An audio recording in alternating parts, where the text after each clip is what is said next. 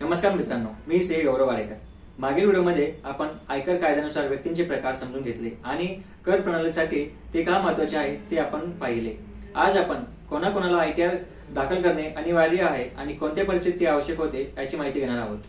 खालील प्रकारांमध्ये आयटीआर दाखल करणे अनिवार्य आहे। 1. कंपन्याज। कोणतीही कंपनी तिच्या उत्पन्नाचा विचार न करता आयटीआर दाखल करणे बंधनकारक आहे। 2.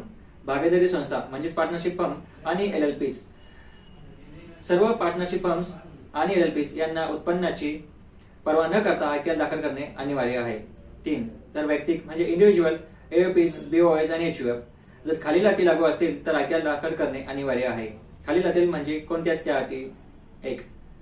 एकूण टीडीएस आणि टीसीएस तुमचा ₹25,000 पेक्षा जास्त कटला असेल व ती लिमिट 50,000 होते जर निवासी वयस्कर व्यक्तीचे वय 60 वर्ष व जास्त असेल। 2. एकूण उत्पन्न बेसिक एक्झम्पशन लिमिट पेक्षा जास्त असेल। बेसिक एक्झम्पशन लिमिट मागील वर्ष म्हणजे 2024-25 साठी ₹3 लाख होती।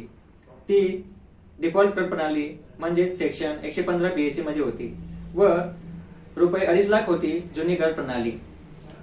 3. जर मोठ्या प्रमाणात तुमचे बचत खाते ठेव असेल म्हणजे जर बचत खात्यातील ठेवी तुमच्या 50 लाखांपेक्षा जास्त असतील तर तुम्हाला आयटीआर भरणे आवश्यक आहे। 4. जर चालू खाते जमा मोठ्या प्रमाणात असतील म्हणजे जर चालू खात्यातील ठेवी तुमची ₹1 कोटी किंवा त्याहून अधिक असतील तर तुम्हाला आयटीआर भरणे अनिवार्य आहे। 5. व्यवसायाचे उच्च टर्नओव्हर म्हणजे जर व्यावसायिक व्यवसायाचा टर्नओव्हर 60 लाखांपेक्षा जास्त असतील तर आयटीआर भरणे आवश्यक आहे। 6. मोठ्या प्रमाणात व्यावसायिक उत्पन्न जर व्यावसायिक उत्पन्न तुमचे 10 लाखापेक्षा जास्त असतील तर तुम्हाला आयटीआर भरणे आवश्यक आहे। 7. उच्च वीज खर्च जर वार्षिक वीज बिल तुमचे ₹1 लाख किंवा त्याहून अधिक असेल तर तुम्हाला आयटीआर भरणे आवश्यक आहे। 8.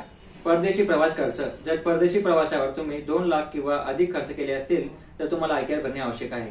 वरील कोणत्याही अटी लागू असल्यास आयटीआर दाखल करणे ऐच्छिक नसून कायदेशीर बंधन आहे। कर नियम सोपा भाषेत समजून घेण्यासाठी आणि अनुपालन सुनिश्चित करण्यासाठी आमच्या सोबत राहा। धन्यवाद। पुढील व्हिडिओत भेटूया।